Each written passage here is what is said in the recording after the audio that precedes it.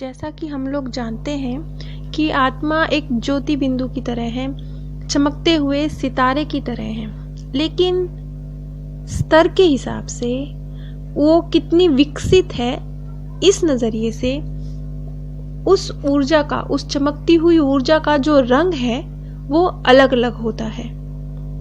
जैसे कि इस धरती पर हमारे चेहरे अलग अलग होते हैं, शारीरिक बनावट अलग अलग होती है, उसी तरह स्तर के हिसाब से जो आत्मा एक ऊर्जा का रूप है उसकी आभा अलग अलग होती है, उसका रंग अलग अलग होता है।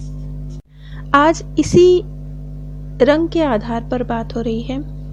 इस केस में हमने पिछली कड़ी में एक मंदिर जैसे स्थान का, या उसे विद्यालय कह लीजिए, इस तरह के एक स्थान का जिक्र किया था जहाँ पर आत्माएं अपने समूह की अन्य आत्माओं के साथ अपनी जीवन पुस्तकें देख रही थी और आपस में सीख रही थी।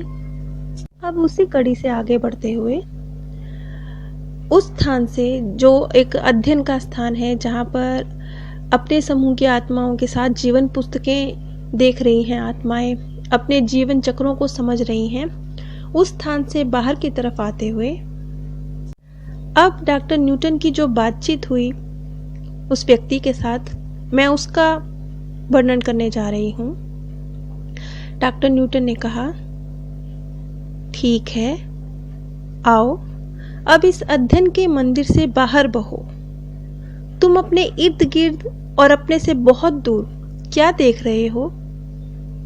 यहाँ बहो लफ्ज का इस्तेमाल किया गया, चलने लफ्ज का नहीं किया गया, क्योंकि यहाँ पे फिजिकल फॉर्म की बात नहीं हो रही है, किसी मनुष्य की बात नहीं हो रही है। तो यहाँ पर मंदिर से बाहर चलो इस लफ्ज का प्रयोग नहीं किया गया, क्योंकि बहुत से लोगों को ये बात वैसे तो बहुत मामूली है, लेकिन जो लोग पहली बार वीडियो सुन रहे हैं उनको समझाने के लिए मैं कहना चाह रही हूँ कि यहाँ पर एक आत्मा के नजरिए से बात की जा रही है, इसलिए शब्दों में कुछ हेरफेर हो सकता है। तुम अपने इर्द गिर्द और अपने से दूर क्या देख रहे हो? लोगों का एक विशाल जमावड़ा, बहुत से लोग। कितने लोग होंगे? वो बहुत दूर हैं, मैं उन्हें गिन नहीं सकता। सैकड़ों, हजारों, या फिर बहुत से। अब यहाँ पे व्यक्तियों को देखने की बात नहीं हो रही है, आत्माएं जो चमकती हुई रोशनी की तरह हैं उन्हें देखने की बात हो रही है। क्या तुम इन्हें पहचानते हो? क्या तुम इनसे कभी जुड़े रहे हो? नहीं, मैं तो इन सबको देख भी नहीं पा रहा हूं। वहां तो एक धुंधलापन सा है, लेकिन मेरा समूह मेरे साथ है।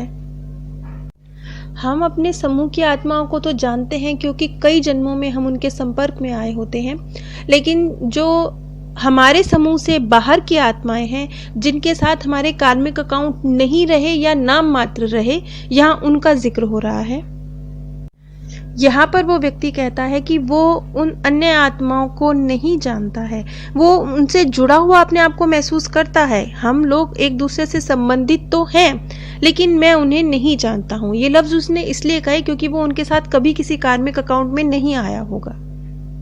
जैसे कि हमने देखा, अपने समूह के बारे में चर्चा करते हुए उसने कहा कि यहाँ स्त्रियों की संख्या अधिक है, तो वो उनकी फिजिकल फॉर्म का वर्णन कर रहा था, क्योंकि वो उनके साथ फिजिकल कांटेक्ट में आ चुका था, तो वो उन्हें फिजिकली भी देख पा रहा था, महसूस कर पा रहा था। अपने समूह की आत्माओं के विषय में जब वो बात कर रहा था तब वो इस तरीके से कर रहा था, लेकिन जब वो दूसरे समूह की आत्माएं जिनके साथ उसका कभी कोई कार्मिक अकाउंट नहीं रहा, उनके विषय में बात कर रहा था, तो उसने फिजिकल फॉर्म का जिक्र नहीं किया। उसने ये नहीं कहा कि मैं उन्हें स्त्री रूप में देख रहा हूँ, पुरुष रूप में देख रहा हूँ, उनका ये शारीरिक ढांचा देख रहा हूँ। उसने सिर्फ ज्योति बिंदु की बात करी।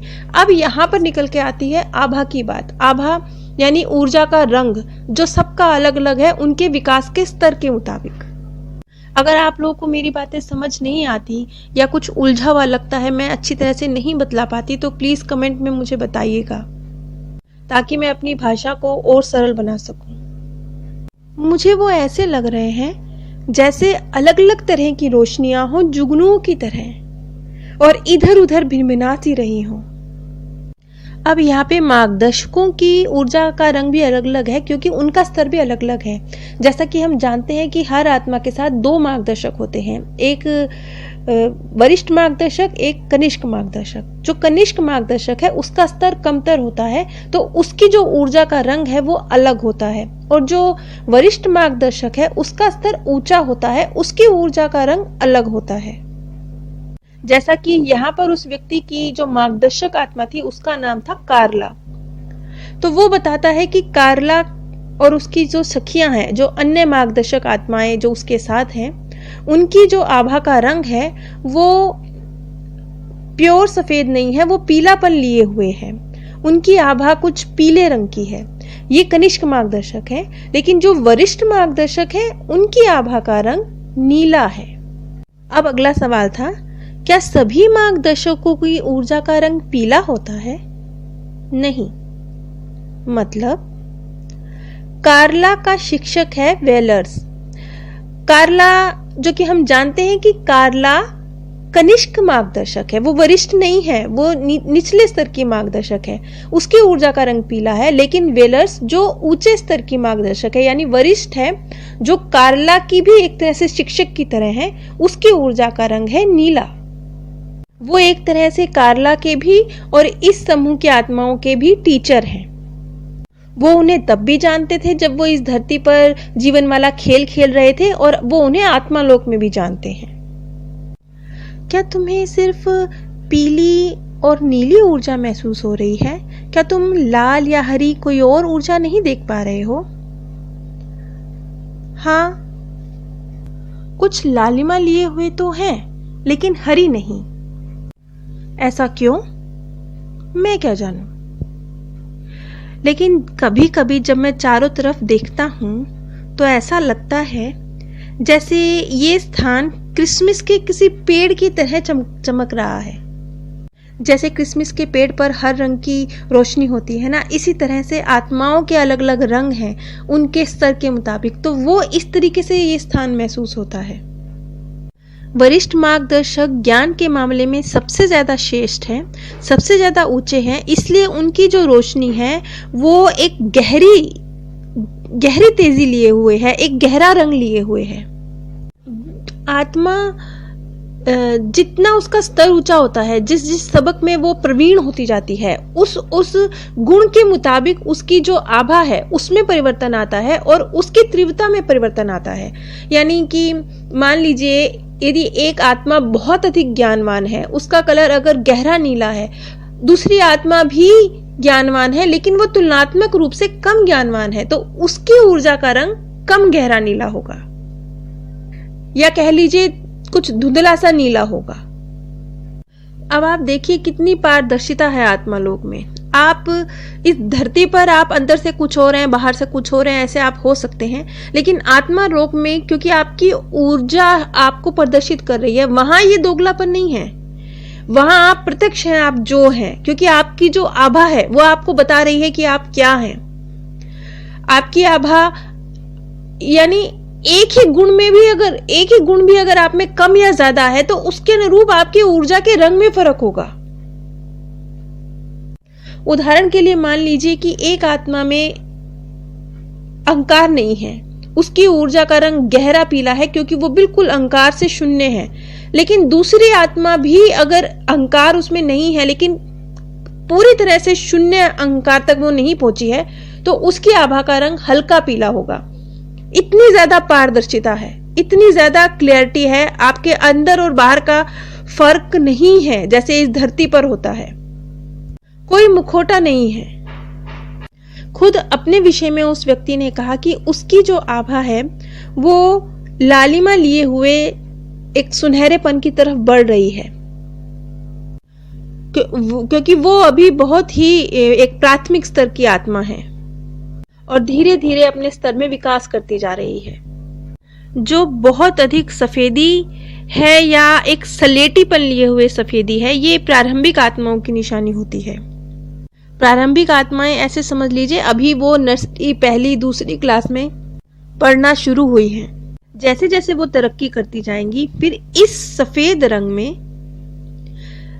लाल, फिर पीला और फिर आगे चलते हुए नीला और फिर सबसे अंत में बैंगनी रंग मिश्रित होता जाएगा। और बहुत से व्यक्ति मिश्रित आभा को भी देखते हैं। मिश्रित जैसे कि पीले और नीले रंग में का मिक्सचर है और एक हरी सी आभा क्रिएट हो रही है। अब ये क्यों है? ये इसलिए है क्योंकि उस व्यक्ति में जिसे वो ऐसे देख रहे हैं, जिस आत्मा को वो इस रूप में देख रहे हैं कि उसमें पीले और नीले रंग का मिक्सचर है और वो हरी आभा में परिवर्तित हो रहा है, तो वो उसके गुणों के आधार पे होगा। उसमें पीले रंग वाले गुण भी हैं, नीले रंग वाले गुण भी हैं, लेकिन वो कमतर हैं और धीरे धीरे करते हुए वो हरी आभा में परिवर्तित हो रही है। अब अगर इस चीज को हम थोड़ा सा वैज्ञानिक नजरिए से समझें तो आकाश में जैसे सितारों से निकलने वाला जो प्रकाश है उसकी ऊर्जा लाल रंग की लालिमा युक्त एक नारंगी रंग की होती है, जबकि जो गर्म तारे हैं उनकी ऊर्जा का रंग पीला और पीले से बढ़कर फिर नीला सफेद होता है। जो तापमान है वो इन रंगों पर प्रभाव डालता है और ये फिर एक क्रम से अलग अलग आवृत्तियों में, अलग अलग तरंगों में हमें दिखाई देता है। हमारी जो मानवीय आंखें हैं वो इन तरंगों को गहरे रंगों की रोशनी के रूप में दर्ज करती हैं। अब ये तो स्पष्ट है कि यहाँ पर हम आकाशीय ऊर्जा की बात कर रहे हैं, सितारों की ऊर्जा की बात कर रहे हैं, ये तो वैज्ञानिक दृष्टि से हो गया। लेकिन आत्मा की ऊर्जा का हाइड्रोजन या हीलियम जैसे तत्वों से कोई लेना देना नहीं होता। सीधी सरल भाषा में कहा जाए, आत्मा की जो प्रज्ञा है, आत्मा की जो नॉलेज है, उसके अनुकूल उसका रंग है।